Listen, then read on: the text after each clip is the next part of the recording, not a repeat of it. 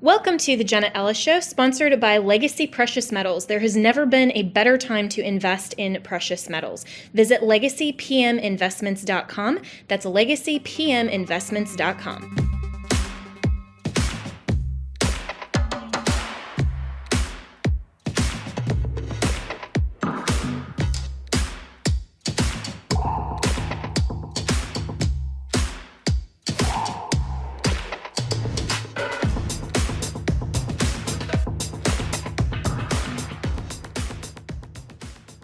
Good evening and welcome to Jenna Ellis Tonight. So Columbia University protesters were arrested late last night after barricading themselves and occupying a building called Hamilton Hall on campus. This also coming as UCLA protesters got into literal fistfights, and it took the law enforcement reportedly at least 3 hours to respond to try to break up the protesting. Now, SWAT for NYPD did enter Hamilton Hall at Columbia University and took out some of those protesters. We saw footage. I was watching it live last night as they were literally just tying the hands of these protesters, loading them into buses, and then they're going to be turned right around through the system and probably back on campus today doing the very same thing. So the question is, how do we analyze this from a conservative perspective in the midst of everything else that is going on? Because remember, these aren't just isolated headlines. These protests that I think are very clearly coordinated, and we've seen evidence of that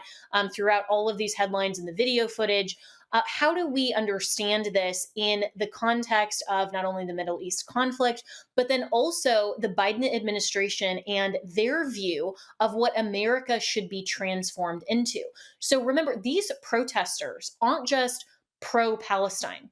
They're not just pro-Hamas, they're actually pro-terror, and they are also pro-cultural Marxism. Because remember, cultural Marxism is defined as two classes of individuals and essentially boiling it down to the oppressor versus the oppressed. And a lot of these protesters are seemingly trained Marxist, like the spokesperson for some of these protesters that are pro-Hamas. And actually, the spokesperson's bio in part shows this, and it's posted at Columbia University's website. It says, "My dissertation is on fantasies of limitless energy in the transatlantic romantic imagination from 1760 to 1860. This seems really academic so far, right? She says, "My goal is to write a prehistory of metabolic rift, Marx's term for the disruption of energy circuits caused by industrialization under capitalism."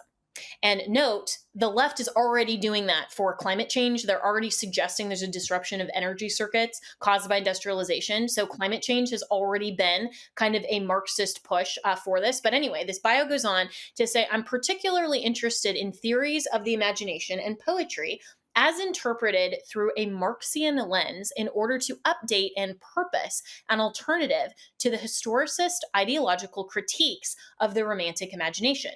And this is the key here. I mean, note she's already invoked Marxism twice, but says this: "Prior to joining Columbia, I worked as a political strategist for leftist and progressive causes and remain active in the higher education labor movement." So these people are not just suddenly and randomly joining a cause and saying pro-Palestine because we really care about these Gazan refugees and we really care about how all of these people are suffering under the auspices of humanitarian aid and all of these things. These are people who are literally trained Marxists. They have already predetermined that Israel is the aggressor and the oppressor, and that Palestinians, even and especially including Hamas, are the oppressed. And so anything that Israel does in response is going to be treated as an act of oppression. And anything that Hamas does, even if it is literal acts of terrorism, is going to be justified through this lens of cultural Marxism. And we're seeing our own presidential administration, the Biden administration, that is actually not only funding, but sponsoring this type of cultural Marxism through allowing Gazan refugees to self-select that the Israeli government is the ones that are oppressing them. Look at this headline from the Washington Examiner that says this: Biden administration contemplating bringing Palestinian refugees into the US, according to this report. The Palestinian refugees would have to meet stringent qualifications, including eligibility, medical, and security screenings. Wink, wink, nod, nod, right? We know that's not true, but then provide proof that they are fleeing due to persecution, such as of their nationality, religion, or political views, according to this report. And here is the key yet again. Palestinians could opt to select the Israeli government as their persecutor. That is cultural Marxism, setting up an awkward situation for the allied US government. Well, yeah, Washington Examiner, this is an awkward situation unless you understand that the Biden administration isn't just a spectator in all of this. They're not just anti-Israel. They are pro-cultural Marxism. They are pro the repatriation and repopulation and basically the great replacement of America through all of these refugees. We saw how in the aftermath of the withdrawal from Afghanistan, that refugees came to America without proper vetting. And we're seeing that the Biden administration is setting up the very same thing for all of these Palestinian refugees. And they are able to point to the Israeli government on their paperwork as their alleged persecutor. I mean, we all saw what happened on October 7th. We've seen all of these headlines and reports that have been verified, that there are literal hostages, including Americans, that Hamas has held even to this day captive. We know that Israel was the victim of this aggression. But well prior to October 7th, the narrative had already been set up that Israel is the oppressor, Hamas is the oppressed. And so no matter what happens now, the justification for being pro-Palestine, pro-Hamas, pro-terror is cultural Marxism, to say that they are the oppressed class. So therefore, regardless of whatever Israel does in legitimate self-defense or under legitimate rules of engagement and rules of war, that doesn't matter because all of the rules are always thrown out the window when you're dealing with leftists who just want to reinvent and reimagine reality according to their Marxist lens. This is what is happening. It's much bigger than just these protests that seem to crop up out of nowhere, I think, are very coordinated. And it's because these are by trained Marxists. They want to reinvent reality on a global scale to the oppressor versus the oppressed. And they have decided that the oppressor here and the oppressed have already been categorized. And the Biden administration is playing right into it because, and this is the key, we have cultural Marxists that are leading the United States of America. If this does not change as we vote in November of 2024, I have news for you. We are going to lose America as we know it. We'll be right back with more.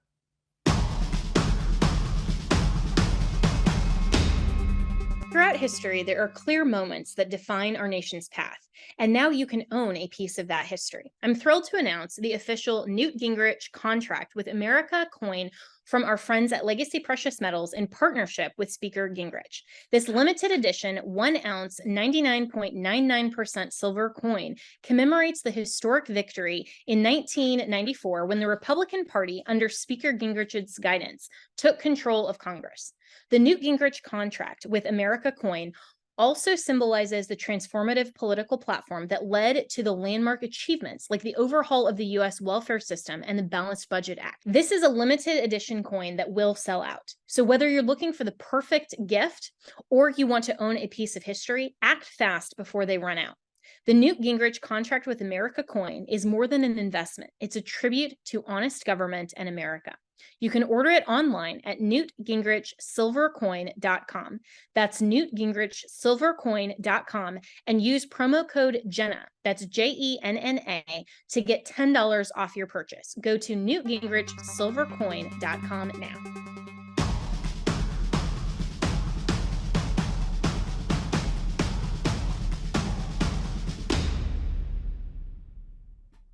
So all of these protests across the country come as V24 Investigates is alleging that the Columbia University president lied to Congress. Let's roll this tape. Faculty who make remarks that cross the line in terms of anti-Semitism, There will be consequences for them. What are the consequences in this case? I have 5 cases at the moment who have either been either taken out of the classroom or dismissed. And is he one of those? He will never work at Columbia again. So he has been terminated? He has been terminated. And not just terminated, but his files will show that he will never work at Columbia again. It's just that Hey, Professor Abdou. Yes. It's good to see you. I'm so sorry about what's happened. Don't be sorry. She lied on the stand. I'm not fired. I wasn't hired in October. It was all a sham of a lie. So it was a way to torpedo any opportunity for me, by faculty and by students, for me to continue teaching. So that's amazing. I'm really glad to hear my that. career and just blacklist me everywhere, which for now she succeeded in doing. I'm sure a man like you, you'll land on your feet and. Thank you. Yeah. Thank you. Can I get a hug? Yeah, of course. Take care. You too. Let's welcome in Matt Tyrmand, who is the head of V24 Investigations. So, Matt, this seems pretty clear here. What's going on? Yeah, well, we exposed a bunch of radicals on Columbia's campus. I came on with you after we dropped the first video of Rashid Khalidi, who is a very esteemed figure, and he was speaking some very aggressive things to our journalists that were then cited by Michelle Steele in the Wednesday hearing on the Hill, where they grilled the president of Columbia. And we had 3 of our subjects that we recorded that were cited in that hearing out of 5 people total. So we certainly had some impact. And the real interesting character that was cited was this Mohamed Abdou, who we have on 6 or 7 different tapes saying things like there was a terrorist chemical weapons attack against protesters. Well, that was a stink bomb that was set off by some pranksters, saying things like the IDF uses Palestinians as human shields. October 7th was a victorious event. 1,000 people, 1,000 warriors can change the world. So highlighting this stuff really brought him to the forefront. And he was the president of Columbia, Minouche Shafik, was asked by Lee Stefanik, the rep who's been really leading the charge on these hearings, asked about this character, and she said he was terminated, he'd been fired. Now, we put up a video immediately that showed he was not only on campus, but he was participating and leading these protests. And when she was pressed on it, she said, oh, he had been terminated weeks ago. Well, that is certainly not the case. And then when our journalists went back to campus a couple days later, you see the exchange, and he said she lied under oath on the stand. And we believe that Congress should bring her back to clarify, because it's not really clear, what his position was when he was terminated. Show some documents with dates on it so that we can clarify it. And if she lied under oath, she should be held in contempt of Congress and should have perjury charges, and at a minimum be forced out of the university, because you can't go to the highest investigative body in the land and lie under oath. That's just a no-brainer here. So it's amazing. Wow. Stuff. Well, so has there been, has there been any response from Congress, or particularly Representative Stefanik? Look, she gave a response to Sinclair, who ran the story very, very quickly when we aired the video. And initially, there was no response from the university, certainly. And Stefanik did give comments saying that this needs to be investigated. We're not coordinating with Congress. We're journalists. We're putting the stuff out there. We will direct them to look at our work, but we're going to not do a lot of the coordination that a lot of our friends on the left do with the media. Our job is to investigate stuff, put it out for the public. Certainly, Congress has a big role to play in investigative oversight from the things that are aired by the Fourth Estate, i.e. journalists, undercover journalists. This video content is very damning, and we hope that they do take action and either hold another hearing or at least send a letter demanding clarification, because perjury in front of Congress is not, a laughing matter. But at the same time, neither of these protests where they take over buildings. So there are a lot of issues at play, and the university presidents are, if not complicit, their lax enforcement is leading to bigger problems in our society writ large. They have to answer to this. They should have to answer. And, Columbia University put out a statement late last night as I was literally watching the SWAT team go into Hamilton Hall and try to remove these occupiers. And yet it seems like there's not really a large enough push for the university administration, and particularly the president, to have to answer. And that's just in a university accountability setting. I mean, not to mention something as serious as contempt of Congress or perjury. And obviously, if this were the head of maybe a Christian university that had, this type of video come out, then this would be all over the news. But again, we see kind of a two-tier justice system where the left isn't talking about that. They're not trying to hold the university administration accountable. And so, where does this really go from here? We do have a Republican majority, as slim as it is, but hopefully they'll take some sort of investigative action.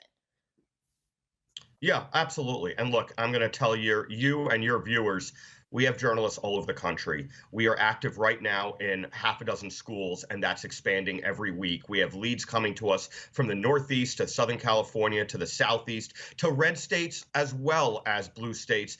Public universities, private universities. We'll have some more content from another school dropping on the next couple days. We have a lot going on in this investigation because it's important that America sees that the inmates are running the asylum, and this is 1968 all over again. And there's no stomach for this. There's no interest in this, in people hijacking these buildings, taking over, occupying. The irony of their protest being against the Israeli occupying force. They're literally occupying buildings and then demanding food and water, which is really ironic. It shows that these kids are spoiled rich kids, at least in Columbia. And some of the other schools, it's going to show some other storylines as well. Yeah, well, I mean, this is just mind-boggling that even some of the professors as well are participating in this, and it shows their cultural Marxism that has infiltrated and is not only indoctrinating their students, but they're some of the ones that have been indoctrinated, or the ones that are indoctrinating. And so for this particular professor, in terms of why he was let go, that wasn't completely clear. I mean, did this have something to do with his alleged involvement in some of these protests, or was this something that the Columbia president was suggesting happened before with something unrelated? She claims that he was terminated, as she said, weeks ago, and you can tell that she's searching for something to placate her interlocutors, in this case, Stefanik. It came across very, weakly if you look at the way people communicate. And she said he was terminated weeks ago. Well, we had dropped the videos only the previous day on Mohamed Abdou. The protest had not even moved forward at that point. The protest started. Okay. And we'll have to leave it there. Sure. Man, really appreciate it. Keep up the good work. We'll be right back with more.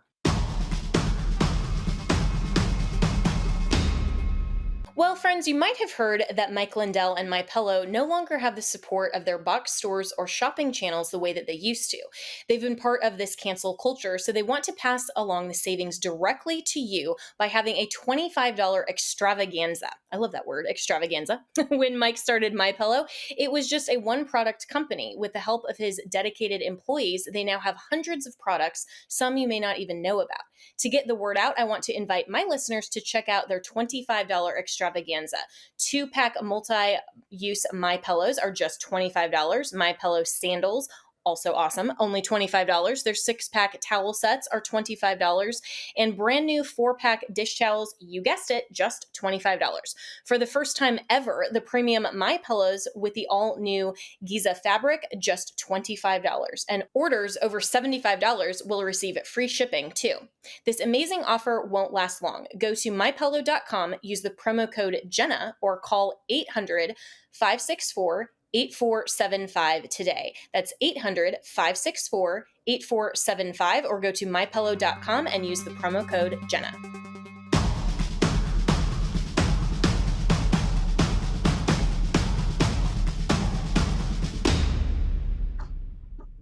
Well, speaking of that statement from Columbia University, this is what it said in part. I'm not going to read the whole thing, just relevant to this segment. It said in part, "We regret that protesters have chosen to escalate the situation through their actions after the university learned overnight that Hamilton Hall had been occupied, vandalized, and blockaded. We were left with no choice. Columbia public safety personnel were forced out of the building, and a member of our facilities team was threatened." It goes on to say, "The decision to reach out to the NYPD was in response to the actions of the protesters, not the cause they are championing. We've made it clear that the life of campus cannot be endlessly interrupted by protesters who violate the rules and the law." So joining me now is former NYPD himself and current GOP strategist, John Cardillo. So John, I think that a lot of people watching all of this, and I mean, I was up late last night watching literally the SWAT team go into the second floor of Hamilton Hall and then seeing overnight what transpired at UCLA. People are frustrated that it seems like law enforcement is just sitting around waiting for the administration to say, yeah, this is egregious enough that we need your help. What are the rules in terms of NYPD and when they can go on to a college campus like this that is a private university, does receive federal funding, but private nonetheless, to actually help quell some of this lawbreaking? It's a great question, Jenna. So you had a couple of different assets deployed, right? You had the Strategic Response Group, which handles disorder control riots. Then you had the Emergency Service Unit, which is NYPD's SWAT, that made the actual entry, right? They have heavier weapons, a little bit of higher grade of body armor. They go in and they do the clearing, the close quarter clearing, and essentially, if somebody's firing at them, the close quarter combat in these enclosed spaces. But to your main question, in a normal world, a 911 call would be enough, right? Somebody on campus says, I was mugged. And we know there were 911 calls by these students, Jewish and otherwise. NYPD would be able to roll onto the campus and see what's going on. But in this scenario, those were all disregarded. The radically far left administration of Columbia University, in concert with the radically far left Eric Adams administration in New York City and the radically far left New York City Council, the terror enabling mayoral administration and city council, ignored all of the risks to these students. Now, the NYPD has a commissioner, but historically, the commissioner serves at the pleasure of the mayor. The mayor of New York City is really the one who allows the NYPD to go in or holds them back. So it's not that law enforcement is sitting around. They're chomping at the bit to go break this up, especially the rank and file cops, detectives, supervisors. It's the mayor's office that's telling the commissioner and the chiefs to have them stand down. I can't stand Eric Adams. So when I see him get up there on a podium and act as if he's proactive and invoke his NYPD bona fides, it infuriates me, because anyone who knows he is the one who stood those cops down until last night. Well, and you're not the only one infuriated, but for a completely diametrically opposed reason. AOC took to Twitter yesterday and was saying, if anyone gets hurt, the Palestinian protesters, then I'm blaming Eric Adams. And this is shades of BLM and the riots, the summer of riots and violence in 2020, where the police were so afraid to get involved because, and I think rightly so, because all of these leftists then are going to blame them for any sort of legitimate force that they may show to actually quell these protests and the violence. Yeah. Well, yeah, and AOC is reinforcing my point, right? She's proving me right. She's blaming Eric Adams. She's not blaming the police commissioner. She's not blaming the chief of special operations or the chief of patrol. She's blaming Eric Adams because she also knows Eric Adams was the one who stood them down and then eventually let them go in. Now, where I will, it's very much like the BLM summer and the Antifa summer, but where I'll say it differs is this. Now, I am convinced that this was a terror fundraising and recruiting exercise, because now you have universities inside Iran offering scholarships to anyone kicked out of a U.S. university for protesting, rioting, engaging in what I'm calling terror. Now, think about that for a moment. Why would they do that if they weren't funding these riots? I'm going to call them terror enabling riots. We see the tents are all the same. We see the signage is all the same. Clearly, there are benefactors behind this. And I believe Iran, Qatar, and all of the state sponsors of terror, my opinion, but I believe they were instrumental in funding and organizing this. And that's been reinforced by Iranian universities now offering scholarships. So this was terror on American soil. And Eric Adams and the Democrats stood down. Yeah, and I'm going to ask our next guest coming up about where the DOJ is in all of this, because if you actually look at the legal definition of genocide, for example, I mean, it seems like a lot of these protesters that are causing direct harm to Jewish students could be prosecuted. And of course, if this was a conservative outside of, for example, an abortion clinic, that they would try to throw anything at conservatives, even manufactured or bending themselves into a pretzel. But this just shows why there are two tiers of justice. And I think, John, and I said in the opening, I think that this is headed toward a rapid escalation, and we're going to see some sort of murder, whether, actual in fact, or, some sort of figurehead like we saw with George Floyd and the summer of BLM. And it's no coincidence. This is a presidential election year. Yeah, look, they're going to have a martyr. I think there's almost 100% odds of that happening. But the egregious look, Jenna, the biggest problem we're facing here is the inability of people to wake up, even Democrats that are common sense, and realize these two tiers of justice. Because rest assured, you and I both know this. You know better than anybody, 100%. If these were conservative protesters that went to Berkeley and they acted this way to protest liberalism, leftism, the FBI and DOJ would have kicked in 2,000 doors by now, and people would be sitting in the DC gulag or whatever gulag the DOJ would be using in the respective jurisdiction. There would be FBI, JTTF, Joint Terrorism Task Forces, interviewing distant family members of the people involved. With this, DOJ's big deal. I mean, it is so reprehensibly disgraceful. Merrick Garland and Chris Wray, if Republicans win, if Trump wins in November, should be physically kicked out of DOJ and FBI. I mean, on the sidewalk. If Trump wins, he should walk in, grab them by the collar, throw them out, and disgrace them for eternity for the way they've handled this and other things. And that really begs the question of, what ultimately is going to be done to drain the swamp and to actually get some sort of semblance of law and order in this country, rather than what we currently have, which is obviously an administration at these universities that is being enabled by the lack of law enforcement to just continue. And Columbia's statement was so disgraceful, almost apologetic, being very clear, this isn't viewpoint discrimination. It's not about the content of what they're protesting, but this should just be solely focused squarely on law enforcement. So John Cardillo, really appreciate it. We'll be right back with more.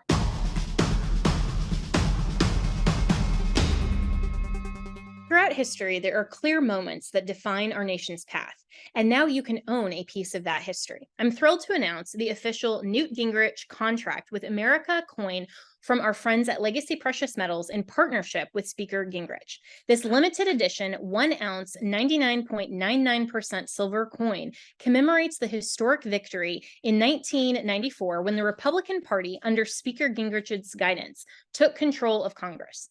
The Newt Gingrich contract with America Coin also symbolizes the transformative political platform that led to the landmark achievements like the overhaul of the U.S. welfare system and the Balanced Budget Act. This is a limited edition coin that will sell out. So whether you're looking for the perfect gift or you want to own a piece of history, act fast before they run out.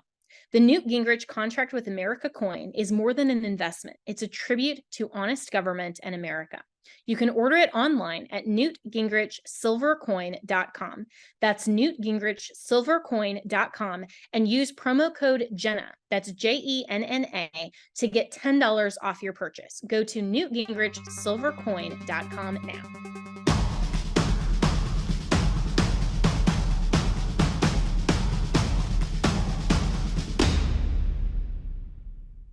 Well, as we're seeing the two tiers of justice play out with the arrest of some students, but they're going to be right back, of course, on campus to continue to specifically target Jewish students. The question then becomes, where's the DOJ in all of this? And why isn't law enforcement taking this a lot more seriously? Because when you have students, when you have these, and some of these are professional agitators, targeting specifically Jewish students with threats of violence and harm, it seems like to me there is a very clear subsection of the law that could be applied. Let's pull this up.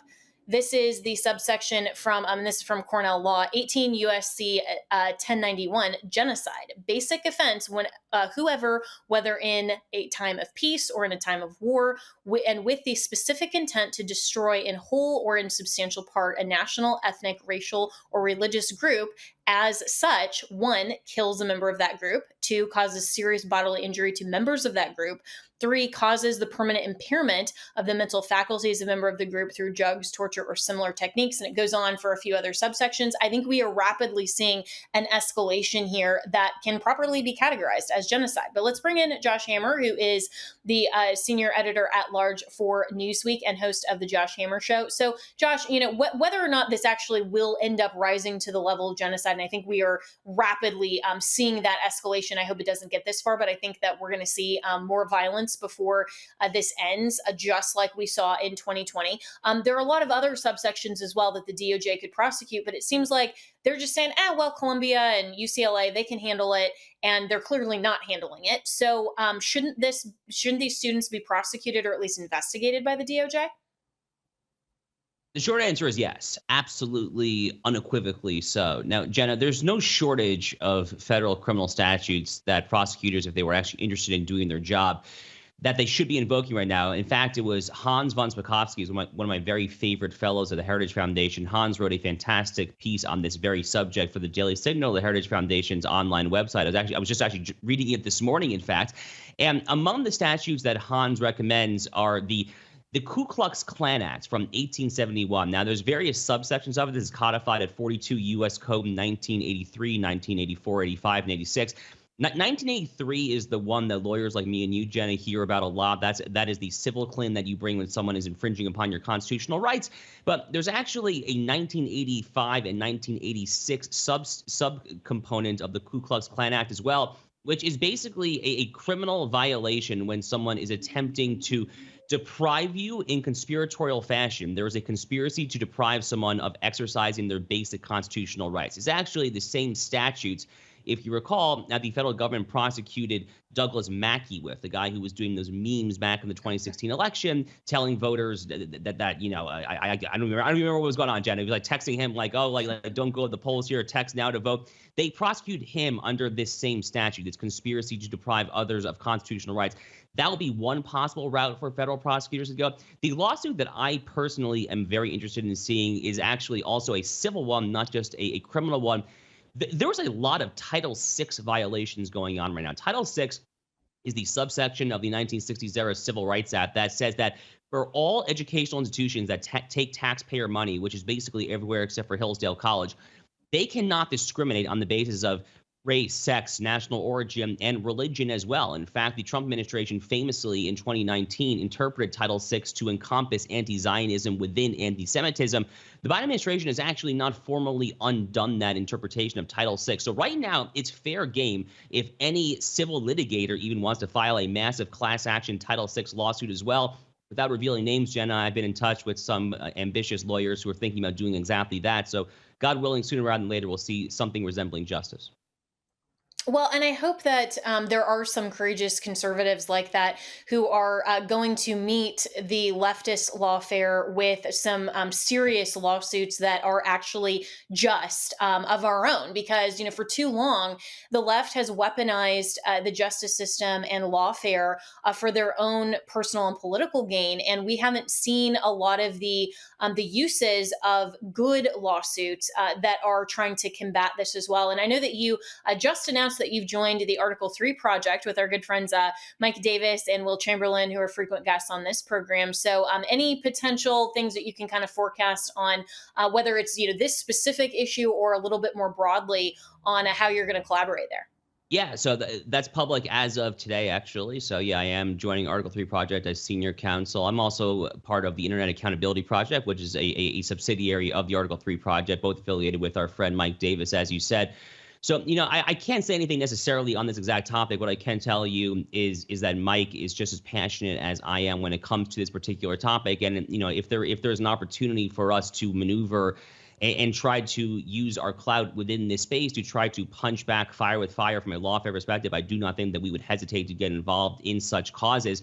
Right now, what's happening in college campuses, Jenna, is disgusting. It is genuinely abominable. I mean, some of these things that we are seeing and hearing. Just yesterday out in UCLA, a Jewish student was pummeled until she was unconscious, had a concussion, rushed to the hospital. What is happening? I mean, is this 1930s era Germany? And America is not 1930s era Germany, but the rhetoric and the actions that we are seeing from these leftist pro-Hamas and anarchy supporting miscreants on college campuses is in fact oftentimes deeply reminiscent of the Hitler Youth of the 1930s. So the Article 3 project is a great tip of the spear when it comes to trying to fight back against the unprecedented Democrat lawfare complex lawfare that we're currently seeing. And if it gets to be the time and the moment where we can exercise our opportunity in this space, I don't think we will hesitate to do so. Well, I applaud you in that effort. And also our friend Alan Dershowitz, who has said recently publicly on media that, he would represent pro bono Jewish students who have personally been targeted and experienced, any sort of harm on these college campuses. And this is what, more conservatives lawyers should do. And I know that it's really difficult because you need the resources to do it. And it's not like lawyers just can always volunteer their time. And these types of things are very expensive. But it seems like the left always has deep pockets. They have, the Soros funding. They have all of these other, billionaires that are funding all of these different initiatives. And where are the conservatives on this? It's a great question. I mean, let's talk just for a second about who is funding what's currently happening on college campuses. I mean, Jenna, this seems to me to be clearly coordinated activity. You're going to tell me that these people all across the country, from the Northeast to Southern California, all went out to REI at the same time to buy the exact same color tents? I mean, are you kidding me? I mean, it's obviously coordinated. New hammers? And it seems like it seems like it's Soros. It seems like it's the Rockefeller Fund. So, where are the conservative pro-Western civilization, pro-America, pro-Israel donors who are going to fund a lot of these lawsuits? That very much remains to be seen. Good on Alan Dershowitz. The Lawfare Project, run by Brooke Goldstein, is another fantastic outfit that'll represent a lot of Jewish students, or really anyone who is facing similar discrimination. And we got to leave it there, but Josh Hammer is going to be with us on the flip side of the break. We'll be right back.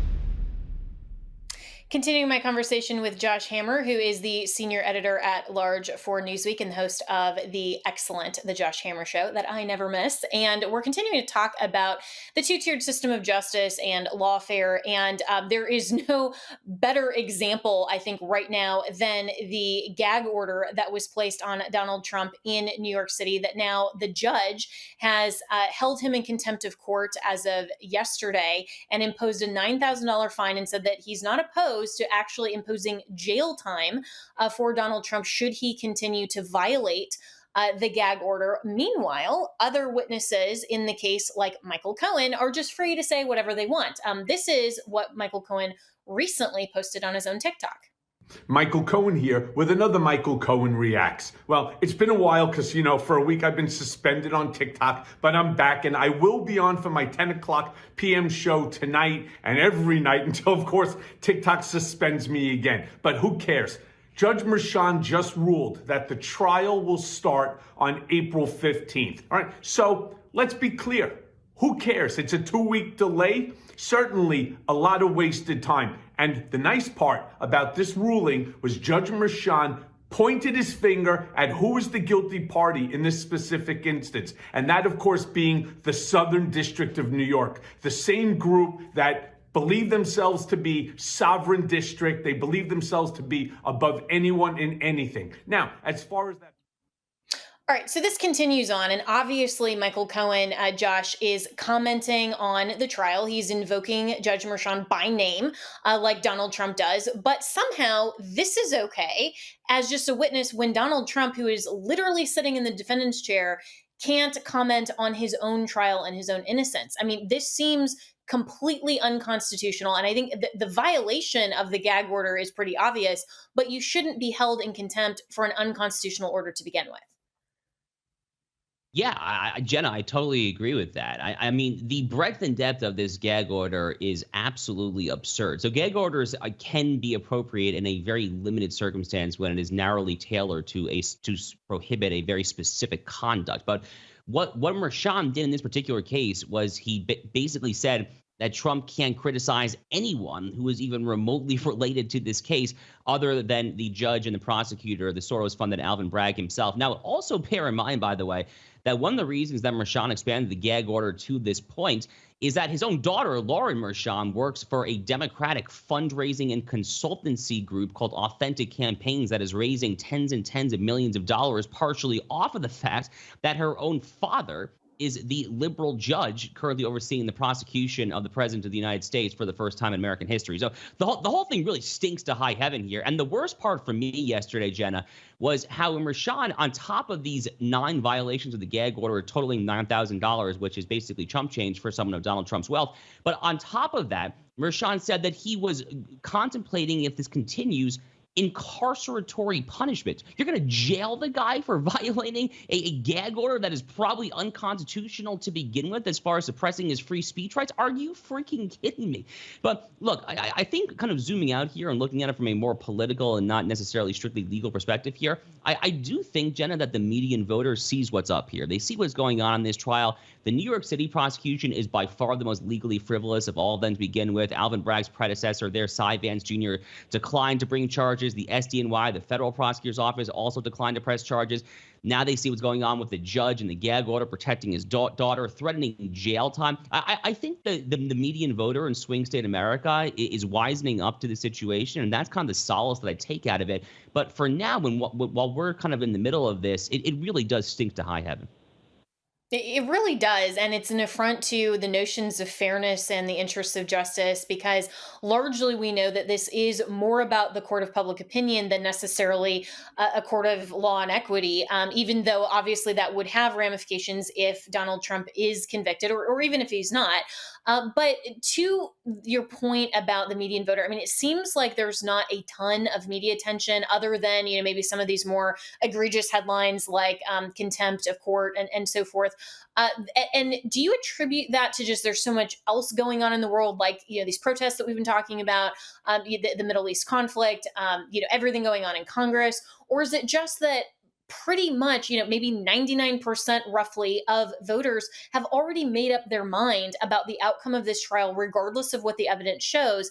And they either think that Trump is guilty or not guilty based on their political bias, so they're not really paying attention. I mean, do you think that this is actually going to influence any voters going into November? I actually do, because it's one thing for someone to conclude in advance that the man is guilty or not guilty. I think it is a totally different thing psychologically if a jury and a judge actually says that you are a convicted felon, which is why I've been trying to analyze all along what are the actual odds of this happening. Well, you have 12 jurors. I mean, you only need one to get a hung jury. And I do think if you look at the public polling on this, Jenna, there are a lot of independents and Republican-leaning independents who actually do tell pollsters that if Trump is found guilty, that they would not be able to actually pull the ballot lever. That's potentially very troubling from a pro-Trump, pro-MAGA perspective. However, again, you look to try to see which jurors might ultimately kind of get you to a hung jury, and then you do have to ask yourself, okay, well, now they say that, but if Trump's lawyers can capably show that this is such a witch hunt, will it affect it? So there's a lot of moving parts here, but I guess I would say that there is kind of an additional psychological factor for some middle-of-the-road voters who are not necessarily lawyers and understand how nonsensical this prosecution is, like me and you. There are some voters who I think actually might be scared away simply psychologically by a court rendering an actual guilty verdict in a felony suit. Yeah, I think that your insight is really wise, because I mean, it used to in America mean something if you were a convicted felon or a convicted criminal. I mean, we used to all have a lot of stock in the best justice system in the world, and we all used to think that, yeah, well, some prosecutions are political or malicious, or that rarely happens, and we kind of have this notion of upholding justice and the rule of law. But when we look at how the left has manipulated not only the rule of law but also language, I mean, it just seems to mean that nothing matters anymore and nothing means anything, and yet the left is going to still use those terms like convicted criminal when it's to their advantage. And so we've only got about 30 seconds left, but the poll numbers for Biden's favorability have been really low, but yet that may not matter. Look, Jenna, if I'm putting on my pure political prognostication hat, if the election were held tomorrow, I actually would cautiously predict that Donald Trump is more likely than not to win. I mean, the polling is just overwhelming in his favor in the swing states right now. But again, the lawfare is very important, and we're going to have to see this New York City trial through to the end. Yeah, it's going to be really interesting. Well, that's all the time we have for Jenna Ellis tonight. I will see you tomorrow night.